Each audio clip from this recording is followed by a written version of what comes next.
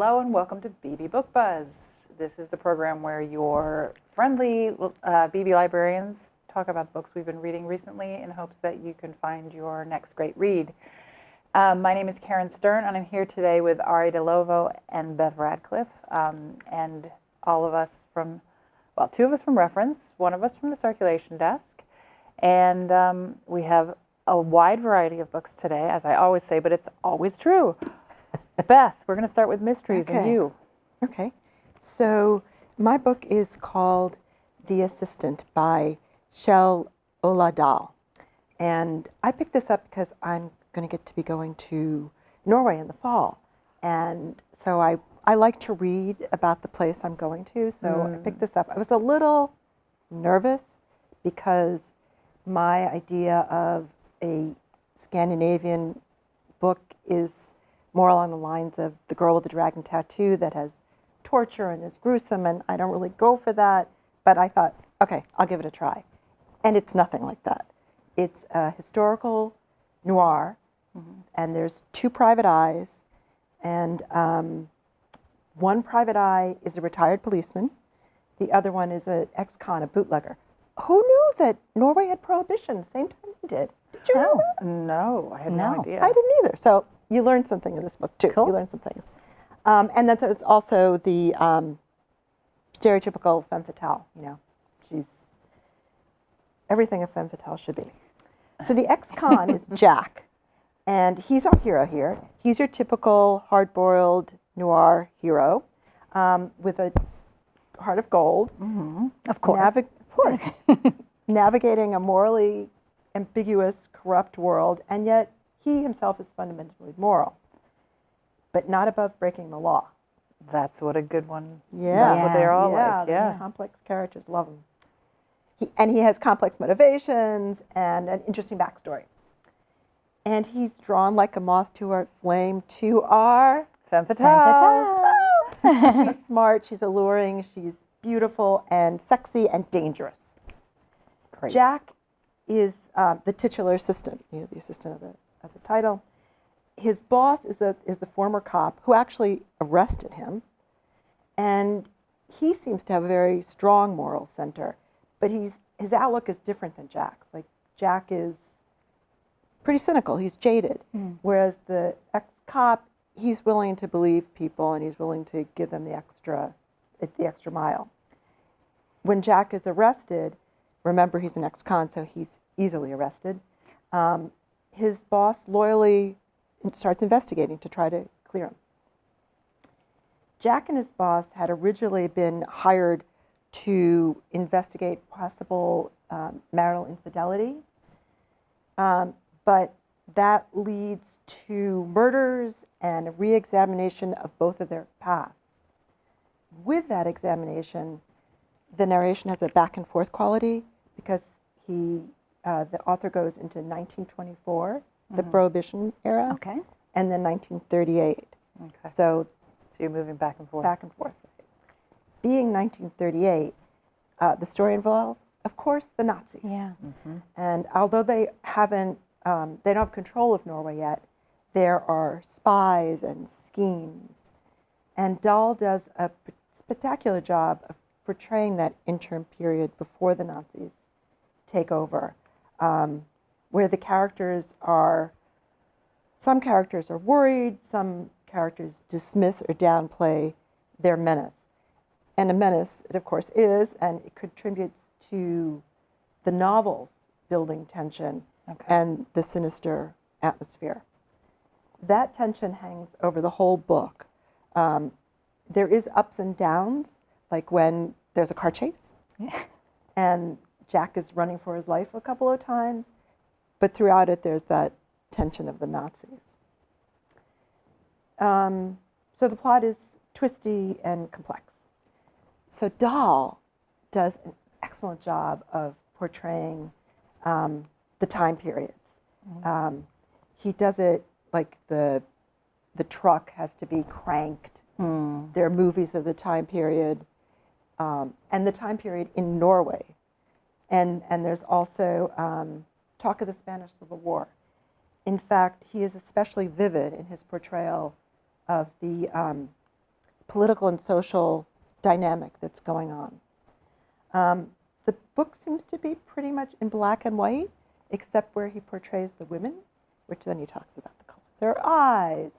He talks about their clothes. He talks about their lipstick. So The Assistant itself is a standalone, but Shel Dahl has written a series. I'm not sure that it's exactly it's not a read-alike because it's a lot darker and faster and more of a thriller. But the second book does take place in historical Norway. So his series isn't historical. But other read-alikes, Under Itrisson. Not going to get any help from me over here. Itrisson. Okay, yep. That's Scandinavian adjacent because it's in Iceland, but I think that's a really good Right. Okay. similar book. And we have a lot of Scandinavian, crime fiction at the Wakefield Yeah. Public Library. For anybody who's looking, whether it's PIs or Right. otherwise, we have a whole bunch of them, and there's some really amazing authors. And if you are ready for that bleakness that you are talking I don't about, think Anderson he's pretty much on the same level as this. I didn't find him to be right? bleak, yes. I but think not as dark as Yeah. Stieg Larsson. Yeah. Yeah. I mean, Stieg Yeah. Larsson is, I Yeah. think, probably more violent and more, The outlier. Yeah, well, I don't know about the only outlier, but Yeah. there are a lot of them that are less dark than that. I started one that took place in the snow, and it was Oh, bloody, and I was was it like, the Snowman? could be. I was Yeah. like, I don't think so. Yeah. like your cozier mystery. Yes. Yeah. Yes. Yeah. I don't mind some blood, but that was torturing. I think I know the one you're Brief. talking about. Yeah. So the Anderson, it's also World War II. Right. Intricate, suspenseful, black and white. And the other one, David Baldacci, not his Camel Club series, but his, see if I can remember his name, Aloysius Archer. Yes. And so that takes place right after the war, Private Eye, Okay. ex-con, All right. Well, intricately plotted. that's Yeah. a good. Yeah. Yeah. A lot of people read those. And he's a great writer, right, Yeah. obviously. Yeah. Cool. So All that's right. The Assistant by Shel Dahl. Awesome. Sounds cool. All right. And from cold, dark Norway, we're going to go someplace pretty different. I hadn't read a sci-fi in a while, and I'm a fan. I just hadn't done it, and so I thought, this is it. I'm going to do it. I'd seen this one kind of talked about in the press in various places, and I thought, okay, this one's the one. And this one is called The Space Between Worlds by Micaiah Johnson. And there are many worlds in this book. Some are in other universes. Some are the next town over. Some are located within a single massive skyscraper. And other worlds exist within the characters themselves. And Kara, our main character, explores them all. Cool. Kara is a traverser. And a traverser is someone who can travel to other Earths in the multiverse. And in the multiverse, in these other worlds, everyone has a doppelganger. Okay, the idea of a doppelganger is there's all these other yous and me's out there, right, living either identical lives to us or parallel or very similar in some, maybe shifted slightly in time or slightly in circumstances, but essentially there's that other person that's just you in all these other worlds. Yeah. Okay, in this book they call them dops or doppelgangers. So does everybody have the ability to traverse, or just Nope. certain people? Kara actually has a lot of work as a traverser because traversers can only go to worlds where their dops have already died. The universe doesn't allow For them to, two like, of them exist. to I was exist in the just gonna same world. Yeah. Interesting. So, Wow. and she is one of the few people or traversers who she only has 8 dops left in the 380 worlds that they can travel to. God. She only has 8 left. I'm going to tell you why in a minute. So that makes her a very valuable commodity to the Eldridge Corporation, who sends these traversers out to gather data from the other worlds, okay? However, she wasn't born valuable in her mind. It wasn't until the multiverses were discovered that the corporation needed what Kara calls trash people, who are black and brown people like her, whose hard lives mean that they do die young in all of these worlds, right? But since they do, and since hers in particular has died in so many worlds, she's very valuable to them, even though she's also disposable. And this is another one of those things, the worlds that it gets explored, the world of between being valuable and being disposable.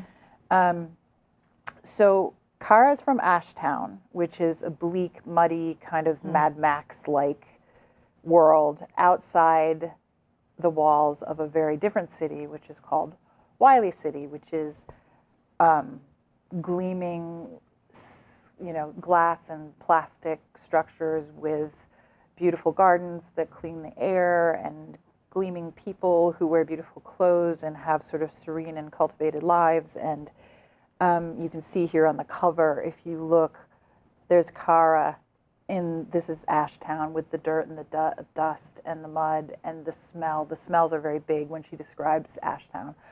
And then this is the opposite. This is, the kind of sleek clothing, the white, the gleaming background. Okay, so those are those two different worlds. She spent her childhood though in Ashtown dreaming of making it to Wiley City. She wanted to get out, and she wanted to put her cruel and bloody past in Ashtown behind her. So when we meet Kara, she has gotten there. She's there. She's doing this job. She's making money, and she's able to walk not only between Ashtown and Wiley City, but she can walk worlds as well. So she's already doing this, going in the spaces between worlds. But she has secrets. She isn't exactly who she appears to be to the people closest to her in her life. Not to her watcher, Dell, who is, so a watcher is the one who sends you to and from worlds, right? Make sure you get there safely, does all the things that need to be done with all the gear and the gadgets and whatever. And is the watcher of like a different class? Or okay. This is Dell. Got it. Okay. So the watcher is of a different class. She is from an old money family, heir and an heir to generational fortune. And she and Kara have a very kind of slightly combative, slightly teasing, slightly flirtatious, kind of hiding a lot of hidden desires. There's tension there. And she also can't reveal her true self to her best friend, Jean, who is a retired traverser. He's got quite a grisly past and also some secrets of his own. And she cannot reveal her nature to her beloved little sister, Esther, who is a kind of an emerging faith leader, we'll call her, in the city that's the kind of suburbs of Ashtown. Okay. Not suburbs, it's not the right word. I can see that the names matter a lot in this book. Yeah. So these are all the people that are in Kara's life, and the relationships with them are very much part of the story. The genius of this book, I think, is the way that Johnson, who is, by the way, this is her debut, and it's quite a debut. Cool. She's just gradually peeling back, the onion layers, to reveal more secrets that various people haven't told, and more complex layers, and more interconnections between all of these worlds. The worlds that are gradually revealed to us are not just the physical ones, though they are also the inner worlds, love and lust and hate, trust and distrust, knowing and not knowing, even science and faith, and that one I said earlier about value versus disposability. there's a lot of these lines. So, and Kara, who is our very unreliable narrator, because she always thinks things are true, that, you know, she's constantly learning. Constantly, put it that way. She's constantly learning. We're kind of like, the reader is like on the journey with her. And we are on the journey. Okay. It's first person, so you're on the journey with her, and so you're never completely sure that what she's thinking at the moment is true.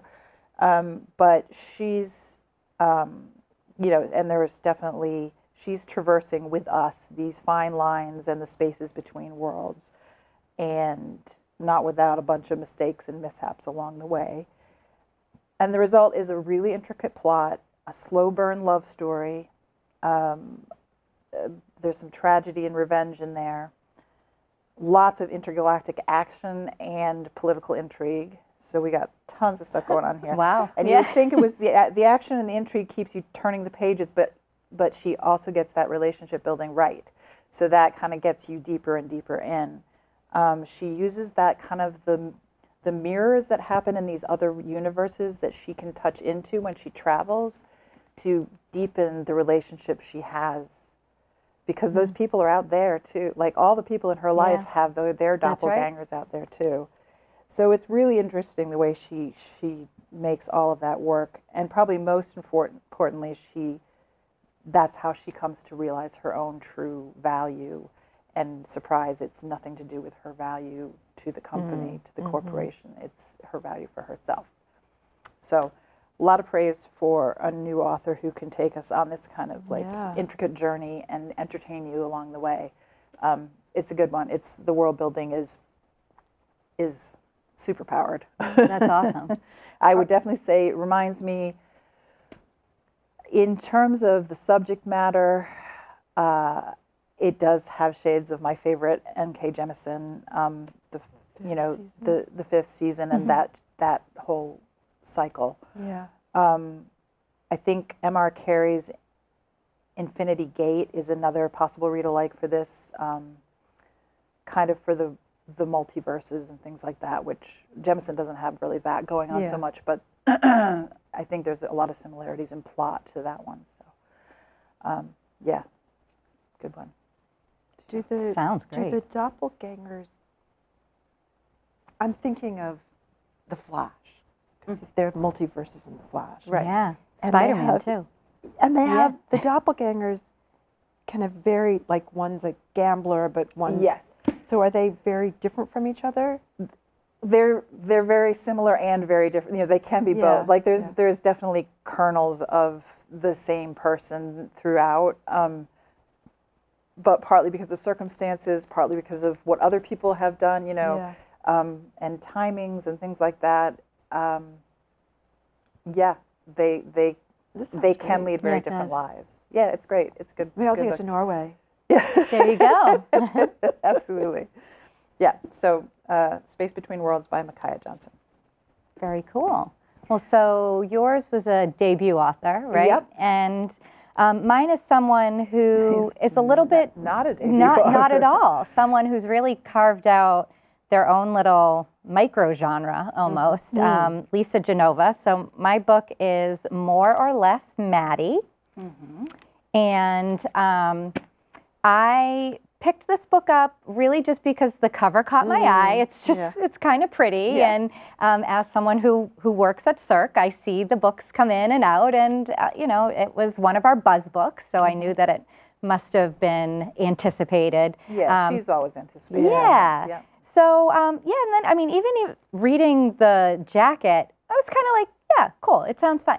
She doesn't give away how special this book is, or I shouldn't say, whoever writes the jacket copy does not give away how special this book is, because it really just, I love realistic fiction. I love books that are just about people with messy lives and, you know, just kind of sometimes mirrors of ourselves, or slightly different, someone we could be in a different lifetime. But so I was like, yeah, all right, that sounds cool. What I didn't realize, I was talking to Karen about this earlier, I didn't know just how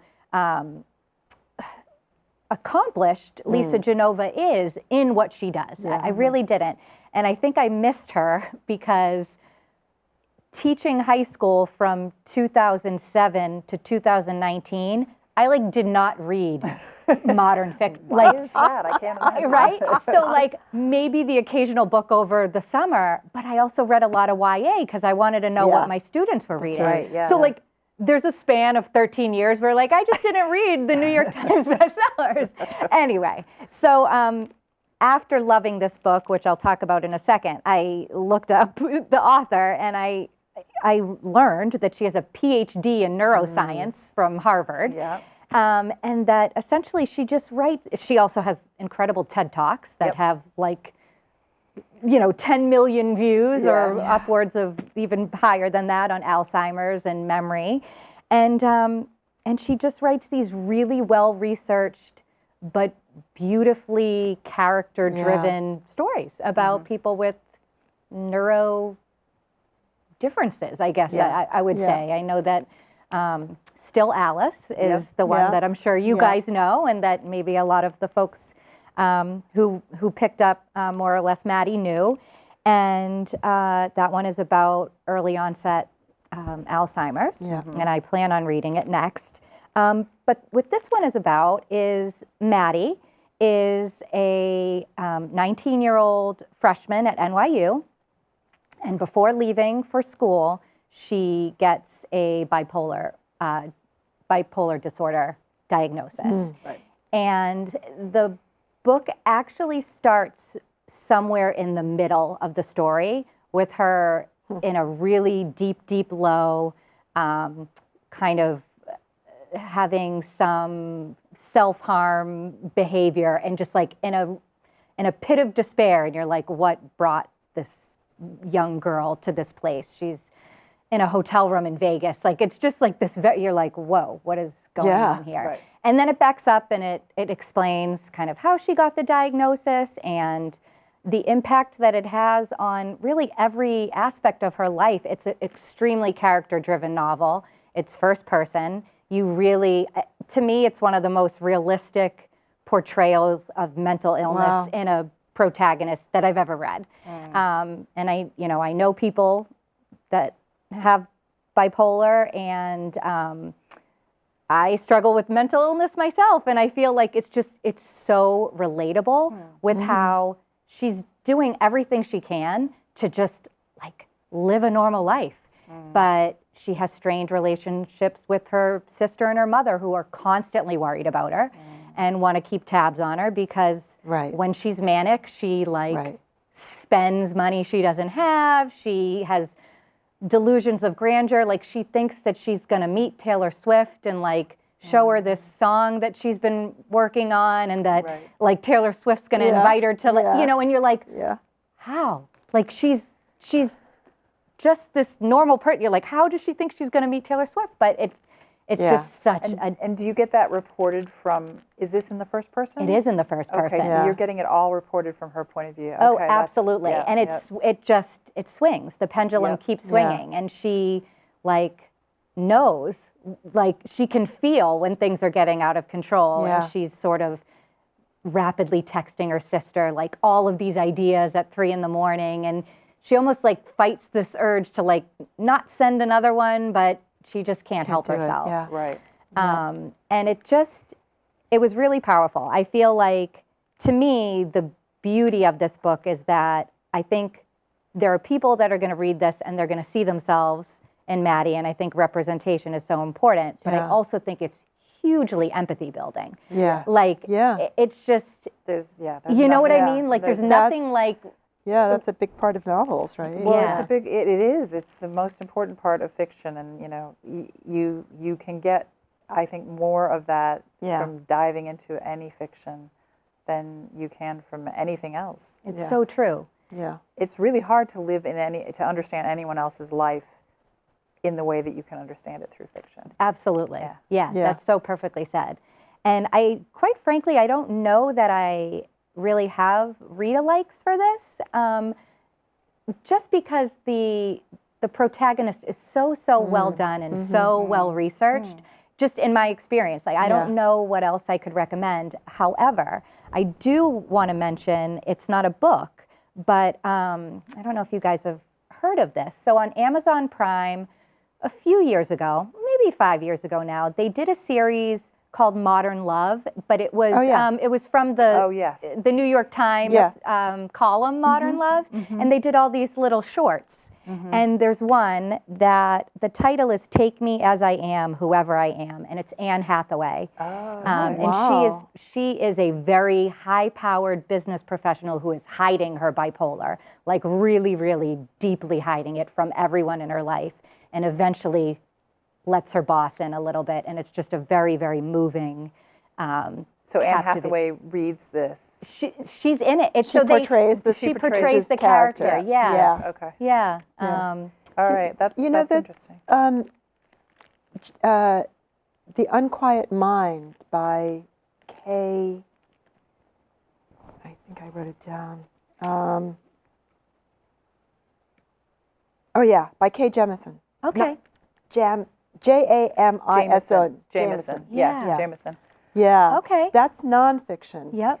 But she's talking about her own journey, and yeah, again, you get a lot of empathy for her, and it's really well done. Okay. And is that also Awesome. about bipolar? Yes. Oh, okay. Yeah. Okay. Okay. The Unquiet Mind. Got Yeah. it. Okay.